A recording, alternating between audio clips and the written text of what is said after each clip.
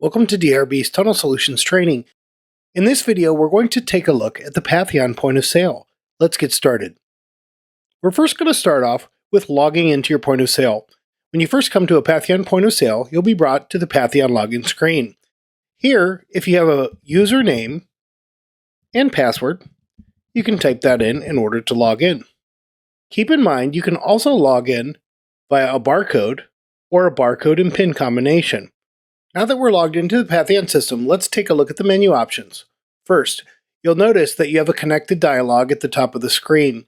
If ever there is a connection problem between Patheon and the cloud connection, you will see that this will turn yellow and it'll have a counter that indicates how much time the system has been disconnected from the cloud. Next, you'll see the name of the terminal. Here, my terminal's name is Training Terminal. Underneath the name of the terminal, you'll see the current user that's logged in, and my user's first name is Demo and last name is User. You have the option to change the password. In order to change your password, you can type in your current password, and then type in a new password,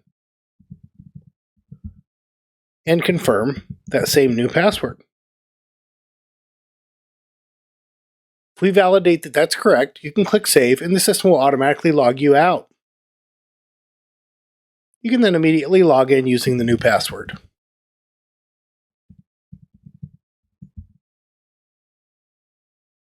Continuing on down, you have the option to manually log out if it's the end of your shift. You also have the option to click About, and this will tell you the version of Patheon. This may be useful if you're giving information to DRB Knowledge Center in order to help troubleshoot a support ticket. Continuing on, to the left of the menu, you'll have the notifications bell. The notifications bell is blue if there are no current notifications for you to be aware of. If it's red, you can click the bell and review the notifications. Here we have information like your tunnel going on or offline, connections to payment hardware and other terminal hardware, or kiosk hardware going on and offline. Once you've properly read and understood all of the alerts, you can click Mark All as Read and it'll turn your notifications bell blue. You can then click on another tab in order to navigate away from the notification section. To the left of the notification bell, we have the hardware indicators. These would include indicators for the credit card hardware, the barcode scanner, a cash drawer, which is tied to your receipt printer, and your receipt printer. The EMV card reader, barcode scanner, and printer all connect via a USB cable. If these lights are dim, it indicates that we're not currently detecting the hardware, and in most cases, you just reseat the cable and make sure that the unit has power in order to get that to turn back green. The system will automatically check for changes in hardware every 60 seconds. Continuing to the left, we have the time of the terminal indicated and the time zone that the terminal is currently set up as. You'll want to make sure that all your terminals across your site are in the same time zones. We also show the current date and time that the terminal is operating. If you're logging into a Patheon terminal for the very first time, or at the beginning of a standard day, and you have cash, you will need to record the starting balance for your cash. This would be a starting till in a cash drawer or petty cash safe. You can type the amount in total dollars here, or if you count specific bills that you have in your till, you can record those bill denominations here. Maybe I have 20 20s, I have 10 5s, I have 5 10s, and maybe, I have 25 ones. There's my $125 by denomination versus total value. Go ahead and click Submit. That'll enter your starting cash for the day. That allows you to navigate to the Sales tab. Notice, if I record an ending balance, like for example, if I open my drawer and did no sales and just have the same starting cash at the end of the day, click Submit, I now have removed the change fund from the drawer. Therefore, since my sales terminal has a cash button, it'll not allow me to navigate to that page. Navigation is restricted until you enter a starting cash balance for the terminal. And that's done under the recording starting balance. We'll record the alternate fashion here as 125. It doesn't matter really if you record denominations or bills, it really just records the amount here in the cash balancing section. Now that I've entered a starting balance of change, I can move to the Sales tab. There are different ways to sell washes. For example, you can sell a wash by just pressing a wash button and then selecting one of your tender options. So, we have a tender to cash. By pressing the cash button, you can immediately hit one of your denomination buttons. For example, if a customer hands you a $20 bill for a $12 sale, you can just hit 20 and enter. You can hit 10 and enter, and notice this partially balances the sale, but we still have an amount due.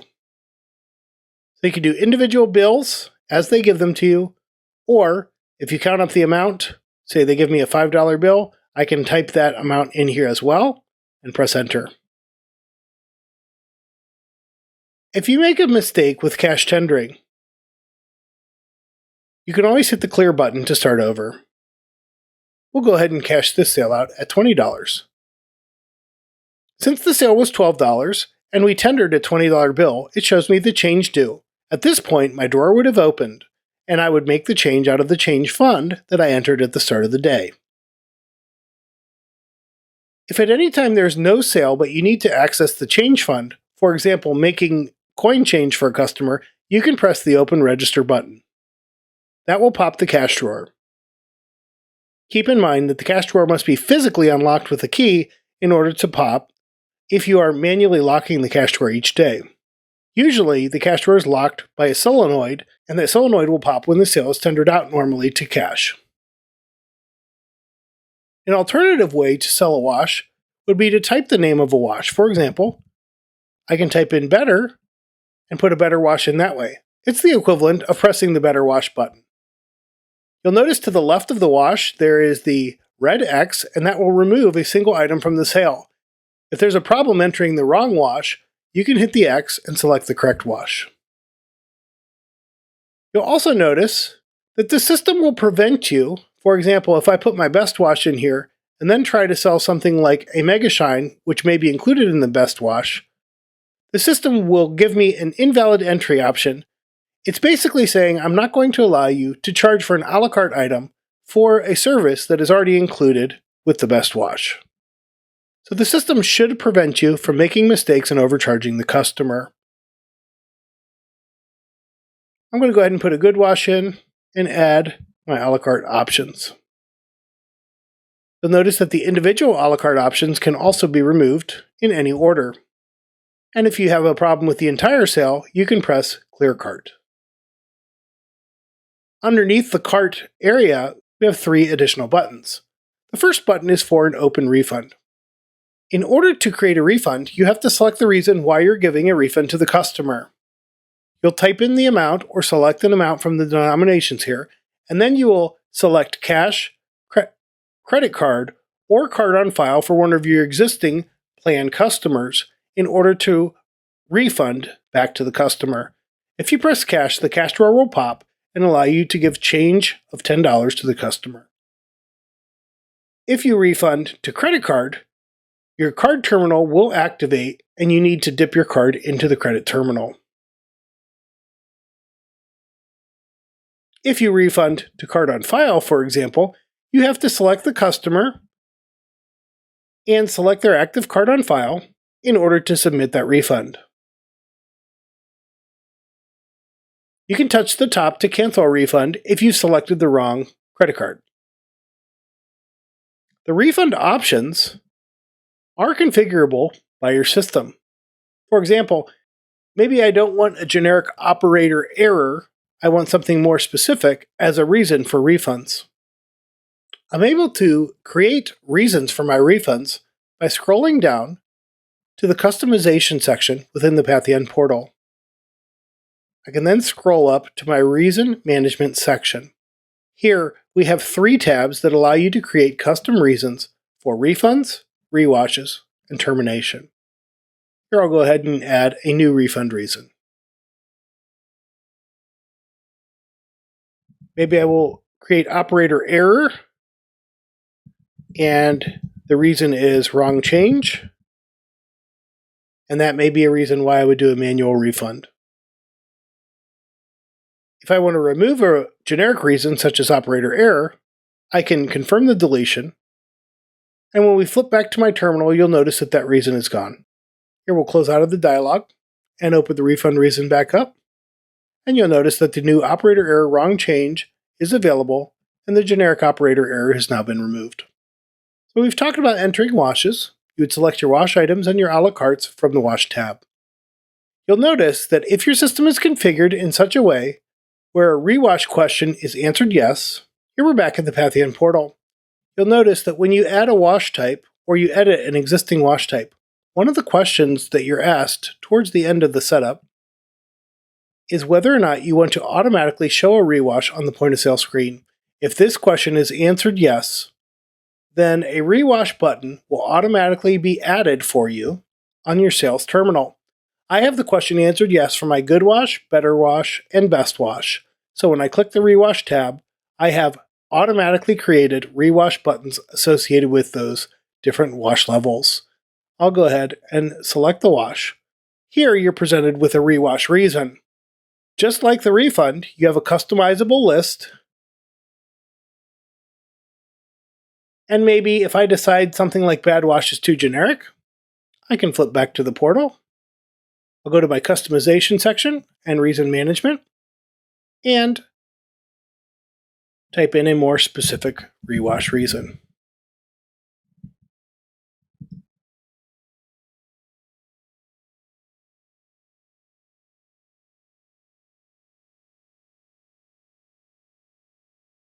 I deleted the generic bad wash and put a bad wash equipment failure. I can type in a bad wash experience. Maybe it was a customer service. Poor customer service experience. So now I have two bad wash reasons that are very specific. I'll go ahead and flip back to the terminal. Here I'll select the rewash. You'll notice that my two reasons have automatically synced down from the Patheon cloud. When you tender a wash or select a rewash and a reason, a wash will automatically be queued to your wash queue. We'll talk about the wash queue in a different lesson. There are multiple ways to enter discounts with the sale. For example, you can press a wash button, and if you have a discount tab that has a coupon, for example, sample $1 off, that works for this wash, you can just press the button. You'll also note that this coupon code can be scanned or automatically entered from the Add Discount button. We'll go ahead and clear the cart and start over. We'll add a Good Wash, and we'll go ahead and click the Add Discount button. If I type in SMPL 1 off, which was my coupon code, and click Coupon, it adds the coupon the same as if I press the button with that code on it. The third way to enter a coupon into a sale is to use your barcode scanner and automatically scan that string of characters, and it will automatically add that to the sale. Now, if you press the Add Discount button, you can press the scanner button here and scan it from there, and it doesn't matter how the code is formatted, it assumes a discount code. If you want to scan it from any other area, you would need to encode $D into the discount barcode before the barcode string of characters. This would mean that Patheon would interpret this as a proper discount code. Now let's take a look at setting up and selling lobby products. A lobby product is a physical good. We'll go ahead and press Add Product and select the type Lobby. Here we're going to set up an air freshener with a couple different SKUs. We'll select multiple variants, and the first variant will be Pine Tree. Our SKU number may be something Pine AF, and it will have a 12-digit barcode with it. And maybe we have a new car tree scent.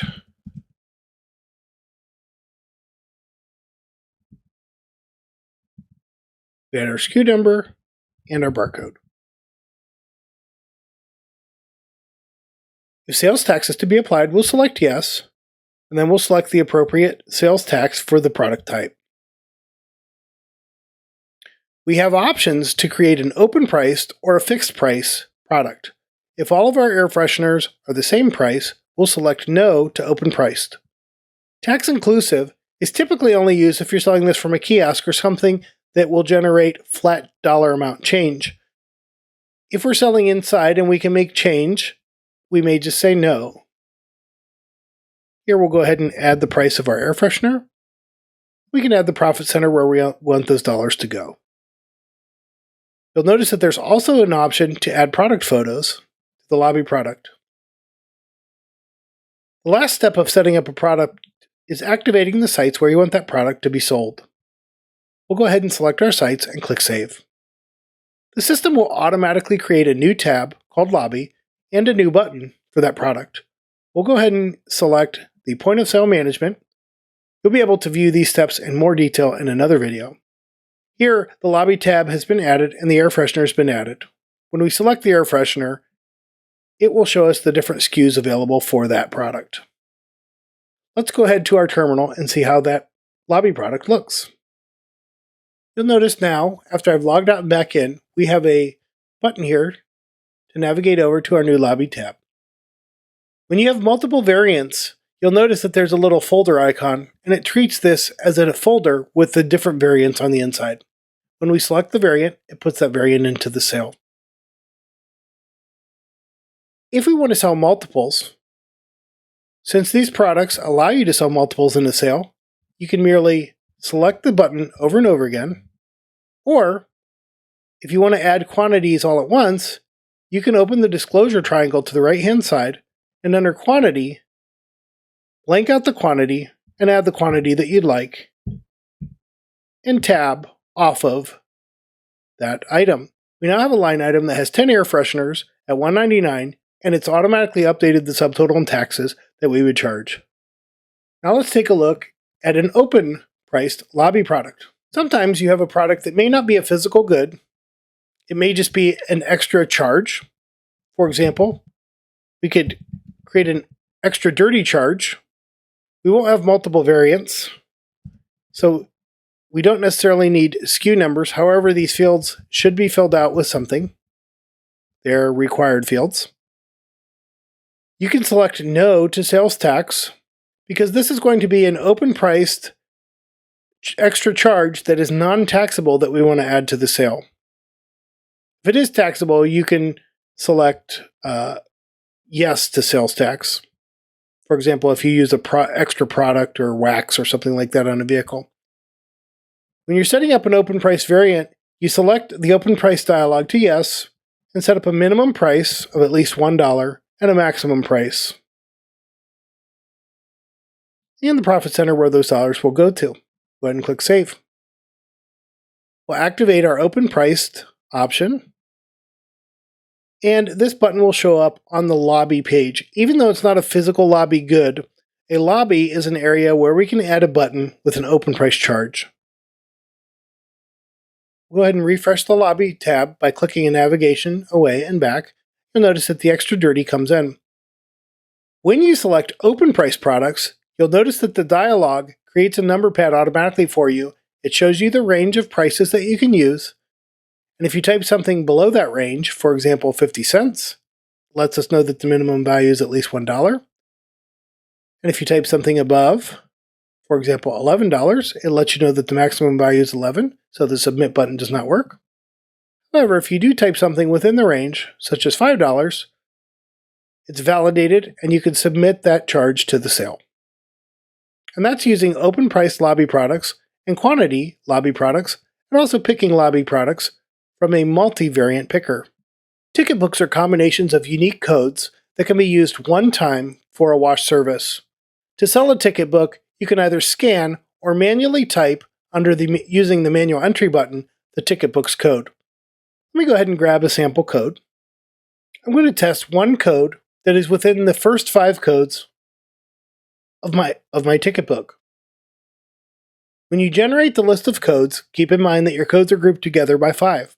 So any of the first 5 scanned will sell the ticket book. Notice here it puts the price of the ticket book and the idea that I'm selling the ticket book in, and I can cash, check, or press the credit card tender in order to complete this sale. With tax, it's $76.86. We'll pretend the customer gave me $80 cash. Press enter. Receipt would then be generated, showing my change due of 314. And now that same code I can test is active. We'll go ahead and select the manual entry button, type in the same code, and you'll notice now that the system will go to a modal that allows me to apply the prepaid ticket. When you apply the prepaid ticket, it'll add that best wash to my wash queue. You'll notice that if your receipt printing is having a problem, such as my demo system here, you'll get a little modal at the top of the screen letting you know that the receipt print failed. Typically, receipt prints failed when you run out of paper, or if the receipt printer has become unplugged. The process of selling a gift card is similar. To sell a gift card, you would scan a physical card that has a code pre-printed on it, or you can take the code and type it in manually using the manual entry button. When the system sees that it is a generic code, it'll ask you what type of prepaid or gift card value you want to put on it.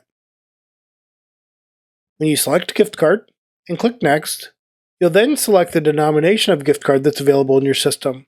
Here I have 100, 25, 50, all the way up to open gift cards. I'm going to select an open gift card where I can type the amount. Maybe I want to put $20 on this gift card.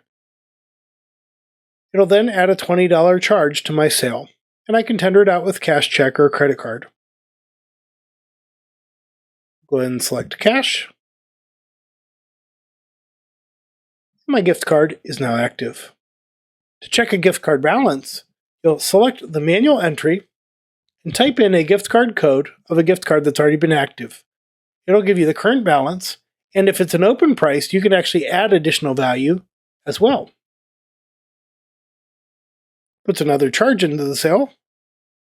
Once I pay for that, it's now added a total of $30 value to that same code. You'll see that the current balance is $30. You can press the X in order to close that dialog if you're not going to use the gift card, if you're not adding additional value. Here I'm going to sell a best wash and tender it to a gift card. You can scan or type the code at this point. You'll notice that the new gift card balance is shown on the modal, and that can be told to the customer. It's also printed on the receipt. We'll go ahead and check that same gift card code, and the balance is now updated to show the current balance. Now we're going to take a look at selling the same type of generic code, but to a prepaid wash rather than a gift card. The sales process is the same. We'll press manual entry, scan or type the code, but this time we'll select prepaid card and click Next. We're now presented with the prepaid card options. I have 5 good, better, and best cards that I can sell. This will put 5 units onto the card. Typically, you'd sell these at a discount where they're getting 1 wash for free, for example. You complete the tender using cash, check, or credit card. And now that card is activated. To use the card, you can press the manual entry button or merely scan the card. This will bring up the Apply Prepaid Card modal. We'll go ahead and click Apply. You'll notice that in the modal, in addition to applying a prepaid, you can also add or reload by adding 5 additional bests back to that card. If we click Reload, it puts the original sales item in. And if I tender that out in a new sale, customer gives me more money. I've now added more wash value to the code.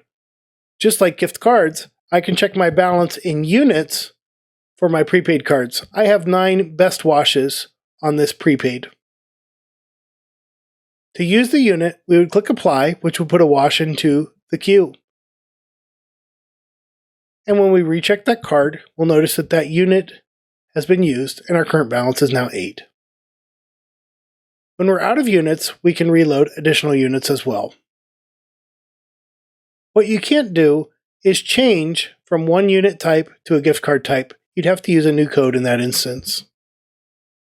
Let's take a look at selling to a house account. In order to sell to a house account, we would go to the Customer tab and select the House Account tab.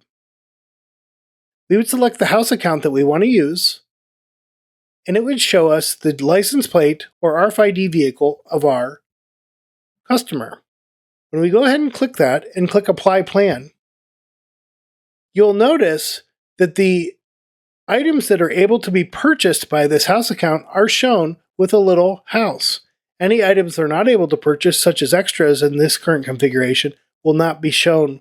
There's a separate lesson on setting up house accounts.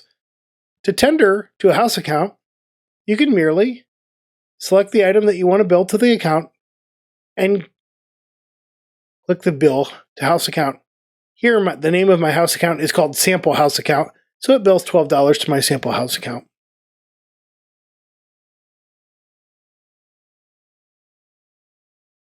There's also a process of taking payment for a house account. For example, if that was the only charge that house account had, the current balance at the end of your payment month would show $12. If you want to pay that balance or a part of that balance, you'd click the Pay Balance button and type in the amount that you want to pay. You'll add that charge to the cart, and then they can pay with cash, check, or credit card in order to settle that house account balance. Here, I hit cash by accident. We'll go ahead and close that out, and we'll hit check. We've now tendered my house account payment to check tender. When we go back to that house account and view the contract details, it shows us that their amount due is now $0. So it's applied that house account payment to the correct account. That was found under Contract Details, under the house account. So again, under the Customer tab, rather than individual customers, we'd select the House Accounts tab, select the appropriate house account that we want to look at their details, and then select the Contract Details. It shows you any current running balance.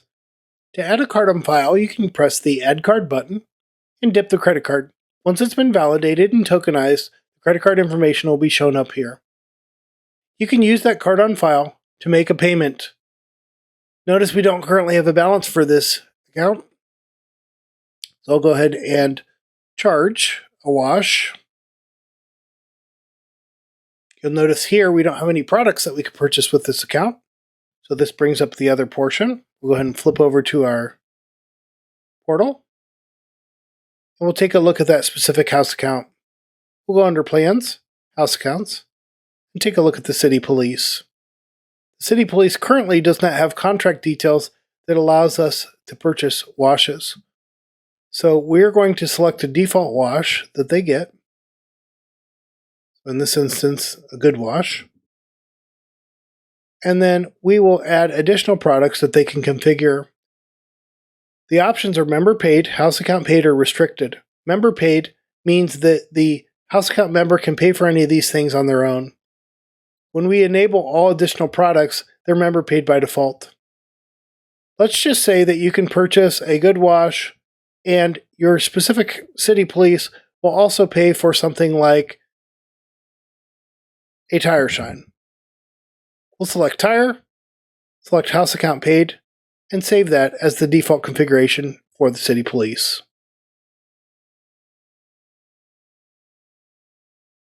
We'll now go ahead back to the city police,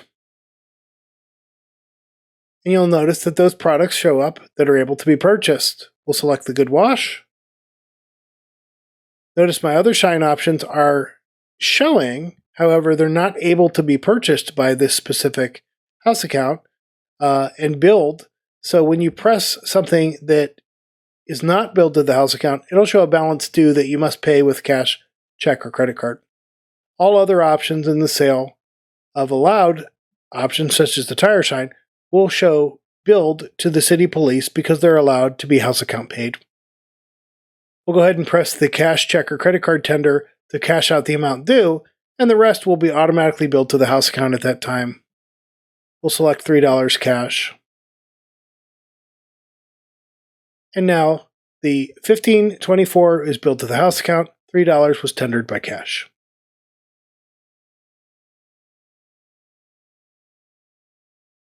There are other types of prepaids that can be sold from the terminal. They are called instant prepaids. These, rather than using a ticket book or a card, will be automatically generated from your receipt printer with a wash code voucher. I've set up 3 instant washes that are good for 1 unit each for my good, better, and best. When I select the level, it'll charge me the normal price for the wash, and when I tender that sale out, I will have a wash code voucher generated that I can then scan at an XBT or another terminal on another visit for redemption. You're also able to set up expiration dates for those instant codes. Let's take a look at some of the additional tabs that are available on the point of sale. The Active Sales Terminal is only used for in-process sales. Let me go ahead and clear this list by deleting an in-process sale. An in-process sale would be a sale where you've entered items, but you're not ready to complete the tender. In that instance, you'll press the Release Sale button. This means it's been released to the All Active Sales list, and there's the receipt. If you open it back up, you can continue where you're at. If you're not ready to continue, you can release the sale and pick it back up from the Active Sales menu. Keep in mind that this menu may change in the future as to what shows automatically for you on the All Active Sales list, and may include some additional information such as the terminal of origin and the date and time of the sale. The Sales History tab is where you see all of the transaction history. You can search for the sale ID, the customer name, license plate, RFID, site of origin if you have multiple sites in your organization, or using the last 4 digits of the credit card. Here I'm going to select customer name, and I will search for Nick. And here are all the sales with this Nick customer. I can search for license plate, and we actually have a vehicle ID of Nick also in a sale. Maybe I want to search for DRB6 as my license plate, and there's my sale there. Once you've found the sale, either by license plate number, sale ID, which is the code on the receipt, RFID, site, or the last 4 digits of a credit card, you can click the Edit pencil to perform operations on those sales. The first operation would be to print a receipt copy for that sale. Certain other sales, for example this cash purchase sale, I may be able to do some additional things, such as selecting specific items to void in the sale. If I void, for example, this Good Wash and Tire Shine, this will automatically void out my house account charges for those sales. And it will credit my house account. When you void items, you also select your custom void reasons, and these can be edited in the same way as the rewash reasons and refund reasons. When you select void, a void receipt will be printed and the credit amount will be shown. Finally, we're going to void just a standard cash transaction. There are certain transactions, for example prepaids, that have been used that you cannot void items. In that instance, if you needed to refund the customer, you would have to refund the customer directly through the refund button. We'll go ahead and take a look at a standard wash purchase that was purchased and tendered to cash. When we click void, it'll actually open the cash drawer and show you that the cash will be refunded through the cash drawer, and it will pop the drawer at that point. If you select the option to void a credit card sale, and you'll notice these little indicators indicate whether the sale was paid for with cash, credit card, check, gift card, or other. If you select the credit card sale to be voided, for example, let's find a credit card sale here. Here's my credit card purchase here. Go ahead and open this up. This is a Better Wash, purchased to credit card. If I click void, it will automatically credit this back to the card that was used. Once you've voided a sale, it shows you the user that voided the sale, the void total, and the adjusted total. We have separate videos that will show you how to use the wash queue, how to do customer plan operations, and how to use the different features available to you on the hardware tab of the terminal. Thank you for watching. If you have any questions, please send them to training@drb.com.